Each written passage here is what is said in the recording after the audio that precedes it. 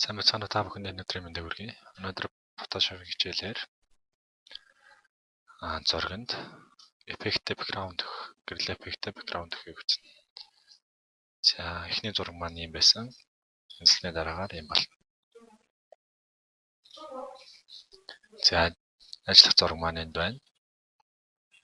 За, Photoshop руу ороод File, New. За, энэ дээрээс нь Default Photoshop size гэдгийг сонгоод энэ чийг нь pixel руу хөрвүүлээд энэ дээр нь 1280-ыг харьцах нь. За, өндөр дээр нь 800. За, 72 гээд бусад тохиолыг нь орчуулахгүй энэ дээр нэрээ өгч байна. Photo 1. Окей. За, ийм маягаар бид нар project-а нээчлээ. За, энэ дээрээс зургийг хоёр янзаар оруулж ирж болно. Эхнийх нь энд байгаа зурагнаас чирээд ишээ татангууд зураг энэ дээр ингээ ороод ирж байна. За, нөгөө нэг арга нь болохоор file, palace, linked. За, тэгээд зураг хаана байгаа замаа зааж өгөөд desktop-ийн видео хичээлийн энд байна гэд. За, ийм маягаар зураг оруулаад ирнэ. За, саяныхыг delete тараад устгачлаа. За, энэ зурган дээр. За, бид нарт өөр нэг зураг хэрэгтэй. Тэр зураг нь маань юу хэрэгтэй вэ гэхээр Night City. За, ингээ хотын зураг. За, шөнийн хотын зураг татчихъя.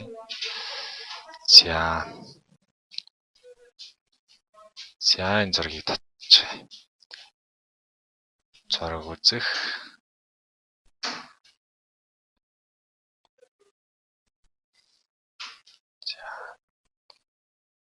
За, хэмжээгээр үзлээ.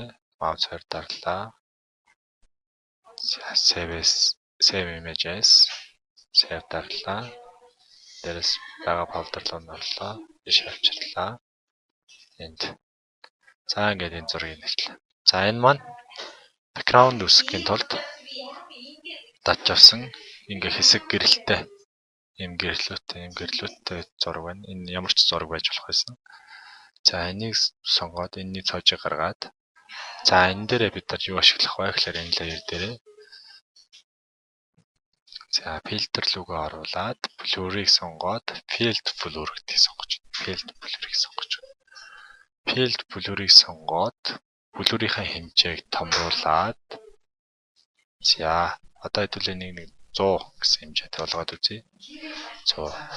За, тэгээд энэ дээр bokeh нэмээд өгнө. Light bokeh. За, bokeh color дээр нь color нэмээд өгч болно. За, иймэрхүү. За, 10% тавих болох юм байна. 10% болгочихъя. Энийг 50% болгочихъя.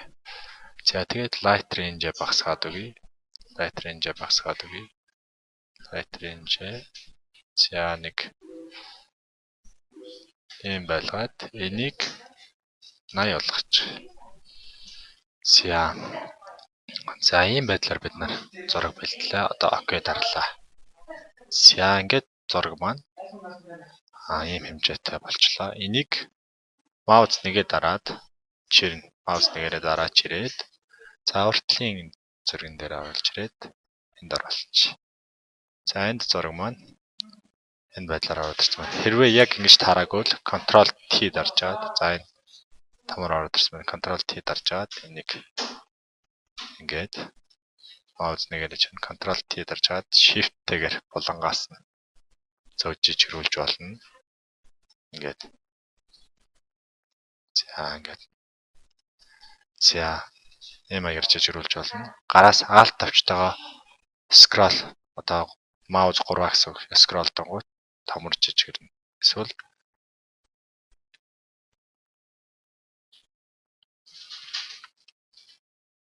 Ctrl-хаас Ctrl нэмэхээр томруулж чирүүлж болно. За, Shift дараад энийг бүтэн дүүргэчээ. За, энэ маань background болно. Background гэдэг ишээ тавьчих.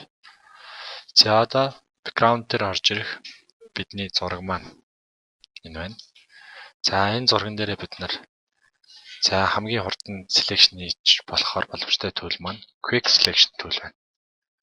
За quick selection tool-ээ сонгоод за ингээд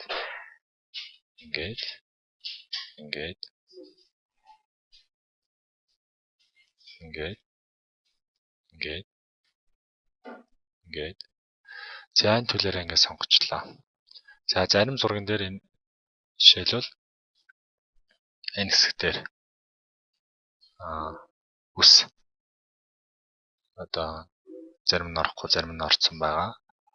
За зарим зүйлийг нь зурган дээрээс орхичих нь. За заримыг нь оруулчих нь. За ингээд за ийм selection хийсэн байж байгаа. Одоо бид нар энэ дээр үстэй энэ зарим нь үс нь юм ар зайсан хэсэг гарч ирвэл тэрийг сонгоход их хэцүү болдог. Тэр хэсгээр нь бид нар select refine edge гээд за тэгээ одоо энэ туланг харж байна уу? За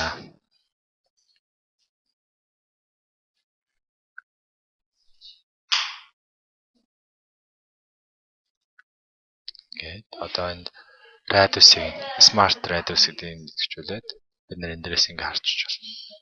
Энэ харж байна уу? За энэ дээрээс ингээ таарах тохирохоо зөвөө сонгоод за юм болгоод за өөрчлөх зүйл ер нь гарахгүй байх smooth. За энэ гэх маягаар smooth нэг за 5 болгоч.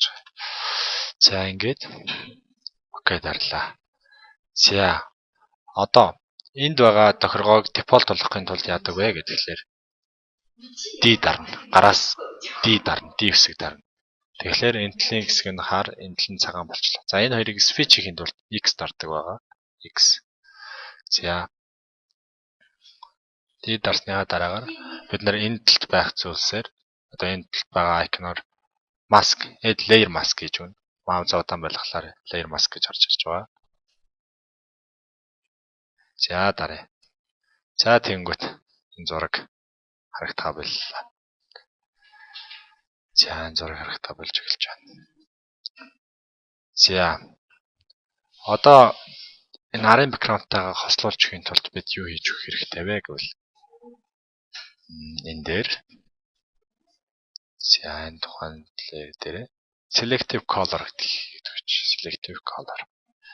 За selective color гэж өгөөд за энэ дээр ингээд mouse хоёр дарж чад энэ text хэсгээр нь create clipping mask болгож байгаа. Энэ маань энэ зургийн наан гарч ирэх зөвхөн энэ Edward Norton-ы зурган дээр л сайн нэмний selective color гэсэн effect маань өгч байгаа гэсэн.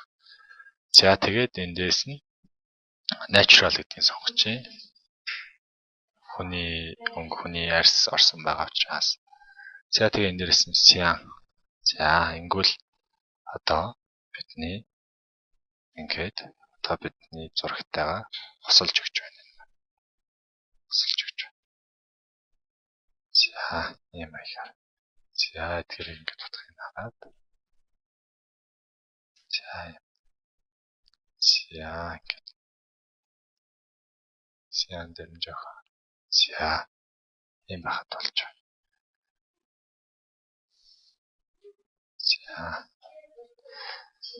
За энэ зүйлээ энд ингээд хадгалчих юм. За ингээд ийм болчихлоо. За зураг маань ийм болцсон. Одоо энийг за группт оруулаад Ctrl G. За сая сонгохын тулд заавал буцаач Ctrl Z. За сая сонгохын тулд ямар үйлдэл хийсэн бэ гэхээр эхний layer дээр дараад Shift дарж агаад 3 дахь layer дээр дараад гараас Ctrl G гэсэн төвчл хэрэгтэй. За энийг 2 копитэнд тулд mouse 2 дараад duplicate group гээд копидж болж байна. Эсвэл энд байгаа группээ татаад ингээд одоо энэний дунд ингээд нэлээд тод харуулна. Ингээд 3 ширхэг болгочих болж байна. За эхнийх дээр нь хэдүүлээ. Mouse 2 дарангуудаа merge group гэж байна. Эсвэл гараас Ctrl E төвчлөөр дараад merge group хийж болно. За merge group хийснийхээ дараагаар бид юу хийж болох вэ гэдэг нь одоо энийг Multiply болгоч. За нэлээд бараан болчлоо. За энэ зурган дээрээ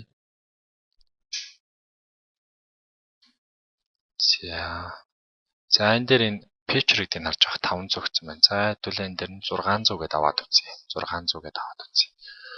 600 гэж авч чаад энэ дээрээс энэ булангаас энэ хүртэл татаад үзье. За тэгэнгүүт энэ маань энгийн үедээ тэг байх үедээ үйлдвэрлэж татдаг л. За 600-аа тэгвэл 300 гэдээ аваад үзье. За ингээд энэ дээрээс татвал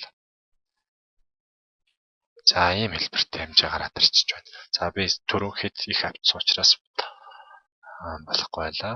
За ингээд одоо энэ дээрээсээ шууд бид нар delete төвчлөөр дараад үзье. За тэгэнгүүт одоо зураг маань ийм эффекттэй болж ирж байна. Ийм эффекттэй болж ирж байна. Луудаад илүү гэрэлтэй. За ийм маягаар зурганд effective background өгнө. За зургийг хадгалж гаргахын тулд file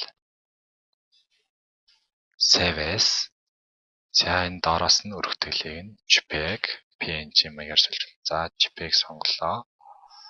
За Photonics нэртэйгээр save. За энийг high болгоч.